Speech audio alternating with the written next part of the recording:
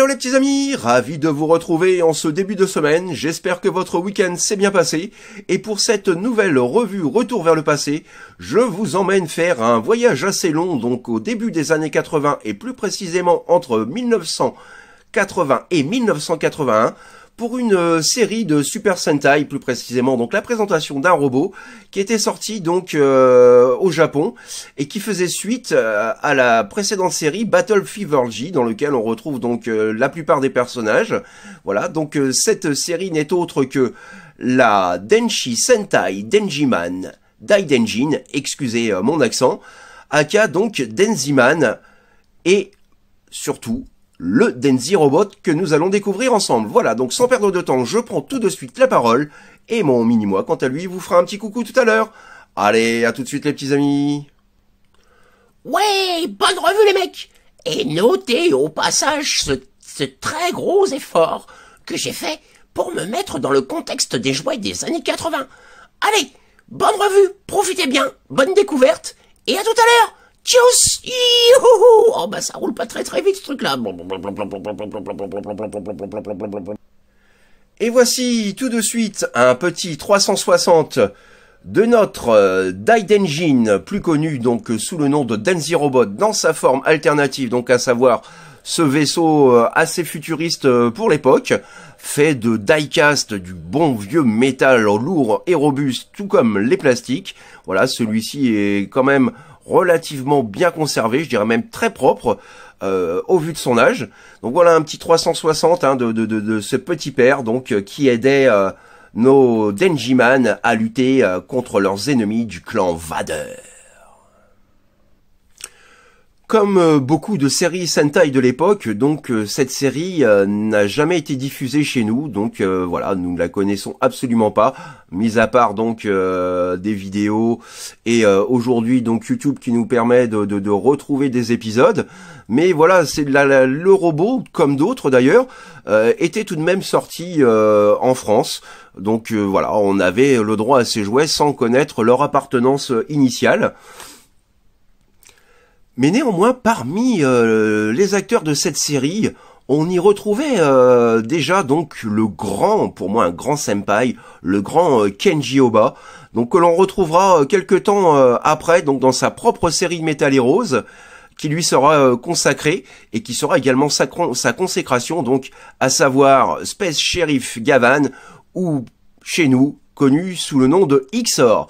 Voilà. Et on y retrouve également donc l'actrice Machiko Sogan, qui joue le rôle de la méchante également, donc qui joue également le rôle de la méchante, pardon, Rita Repulsa dans la série Power Ranger Mighty Morphin.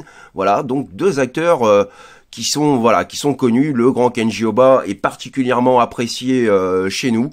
J'en suis personnellement un grand fan. Voilà, donc on va revenir tout de suite à notre petit Denzi Robot. On va s'attarder tout de suite sur les petits détails. Donc voilà, on peut déjà voir que le travail de peinture fourni est vraiment de toute beauté. Le blanc est toujours vif et pimpant. On a toujours donc ce petit missile à l'avant qui fonctionne toujours, qui s'éjecte. Alors bon, il suffisait bien sûr que je fasse l'exemple. Voilà, donc qui s'éjecte plutôt pas mal. On y retrouve donc voilà le cockpit en noir. Pas mal de petites touches de noir également, quelques petits stickers, voilà, rouges sur les côtés et au niveau des ailes, qui elles sont en rouge. Voilà un petit peu donc pour le tour de ce petit pépère. Nous avons donc au niveau de l'undercarriage, voilà, les roues qui tournent, qui fonctionnent donc réellement, même si elles grassent un petit peu, et le train d'atterrissage juste ici. Donc voilà, ça permet d'avoir un roulement propre et soigné, et aussi grinçant.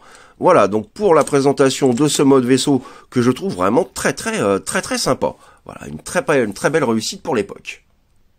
Et comme je vous le disais, donc on retrouve également donc pas mal de pièces en métal. Toutes ces parties-là sont en véritable métal très lourd, très robuste, ainsi que ces petites pièces là pour les articulations. Cette pièce-là et cette pièce-là qui forme une partie du chest. Donc voilà, à l'époque, on fabriquait vraiment du jouet qui était fait pour durer. Je vais pas revenir là-dessus, j'en ai déjà parlé à plusieurs reprises. Mais voilà, c'était du lourd, c'était du costaud, c'était du robuste. Concernant la transformation, donc jouet de l'époque oblige, on a quelque chose, et encore il y a quand même quelques petites exceptions, et je reviendrai par la suite donc dans d'autres revues, mais on reste dans le style très simplifié, un petit peu comme dans le Biojet, le biorobot Bioman que je vous ai présenté il y a quelques temps. Donc la transformation est vraiment très très simple. Donc pour cela, vous allez prendre cette pièce-là et venir la rabattre comme ceci. Idem ici, et vous vous en doutez, nous avons donc une partie des gambettes. Ensuite, vous rabattez ces pièces-là qui vont former les pieds. On rabat également les ailes comme ceci, de façon latérale. Ensuite, vous prenez le cockpit, vous le déclipsez et vous venez le placer à l'arrière pour former donc un petit backpack. Quand c'est fait, vous venez sortir le cucu, la tête. Alors je vais prendre un petit peu de hauteur. Ensuite, vous rentrez le train d'atterrissage.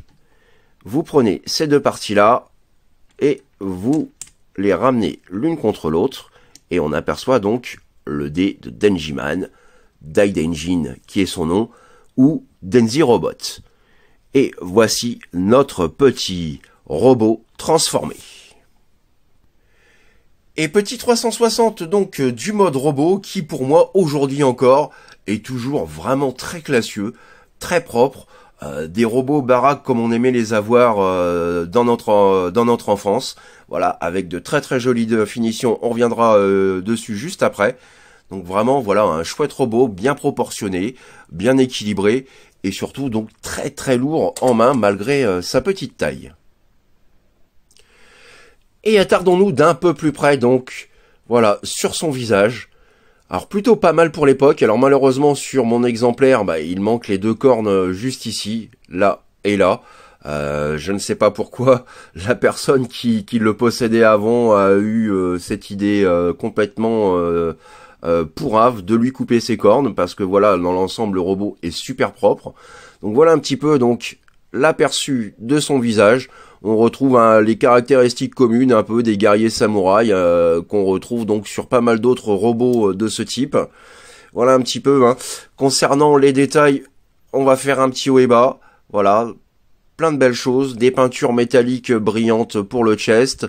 Cette petite planche d'autocollant reproduisant donc plein de petits circuits électroniques et diodes.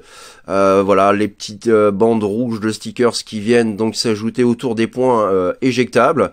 Toujours donc ce métal, voilà, visible. Des petits stickers holographiques parce que c'était aussi la tendance dans les années 80. On aimait bien les choses qui brillent, qui donnaient du peps et du reflet au robot.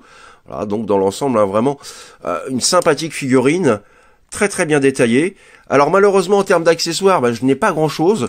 J'ai ces deux points là et deux autres points donc qui étaient deux autres points supplémentaires qui étaient fournis avec. Il me manque hélas son épée, le boomerang et son boulet de combat. Mais sinon voilà, il est quand même au moins complet avec ses points. Donc les points, comme le voulaient aussi beaucoup de jouets des années 70-80, ça c'était voilà, c'était juste obligatoire quasiment pour nous les enfants d'avoir ça. On a voilà les points qui s'éjectent, un peu comme le Goldorak ou Mazinger et autres robots. Donc voilà qui fait bien plaisir. Alors en termes d'articulation, c'est un petit peu comme pour le biorobot, pas grand chose à dire. On a simplement donc voilà les bras que l'on peut pivoter à 360 et le reste est complètement fixe. Et pour finir, donc petit comparatif d'échelle auprès donc de la petite version du biorobot et de Deimos. Voilà, donc on a un robot assez, pas non plus petit, mais quand même, voilà, on va dire dans le standard plutôt moyen de l'époque, mais qui néanmoins donc se transformait complètement. Donc chose qu'on appréciait quand même. Alors à savoir que tout comme le biorobot, donc il y a aussi également donc un plus gros vaisseau, le vaisseau de transport, donc à savoir le Denji Tiger, qui permettait de pouvoir transporter le Denzi Robot pour l'emmener directement sur les lieux de combat, bien que celui-ci se transformait lui-même en vaisseau, mais bon, allez savoir, c'était le petit gimmick, le petit truc de l'époque qui plaisait bien également. Voilà les petits amis, c'est ainsi que s'achève ma revue Retour vers le passé du jour, donc consacrée donc au Super Sentai Denjiman Daidenjin aka donc le Denzi Robot. J'espère que cette revue vous a plu. Alors ce n'est certes pas un Transformers, mais c'est transformable, ça fait partie de l'histoire un petit peu de nos robots. J'espère vous en avoir appris un petit peu plus, donc surtout je m'adresse là aux nouvelles générations. Les plus vieux comme moi connaissent quasi forcément donc le jouet, l'anime, pourquoi pas aller voir sur YouTube pour voir un petit peu donc à quoi ressemble la série, même si elle est aujourd'hui quand même assez kitsch. Voilà, ça vaut le coup, je trouve, d'y jeter un œil pour tout fan donc de séries de type Sentai ou Tokusatsu. Voilà, donc je vous donne rendez-vous fin de semaine pour une nouvelle revue. D'ici là, écoutez, profitez bien, bon courage à vous pour cette semaine, plein de courage, tout ce qu'il faut, et sachez que quoi qu'il en soit, faites ce que vous avez à faire dans l'amour, dans la joie et dans la bonne humeur. Allez, plein de bisous les petits amis, bye bye, tchuss. Eh mec, tu le sais peut-être pas, mais à mes heures, je suis un homme de valeur. Donc, je te déclare la guerre, et je vais me transformer pour te révéler ma véritable personnalité. Et voilà mec, viens te battre, fais t'es un homme. Moi, j'en ai connu des monstres mous ridicules, mais alors toi, tu les bats tous. Ah, Papitev, t'es chiant. Je t'avais dit que je voulais être Godzilla. Ah, c'est quoi ce look? Pas besoin de mon pied pour te terrasser. Mon poing suffira. Sentai Power!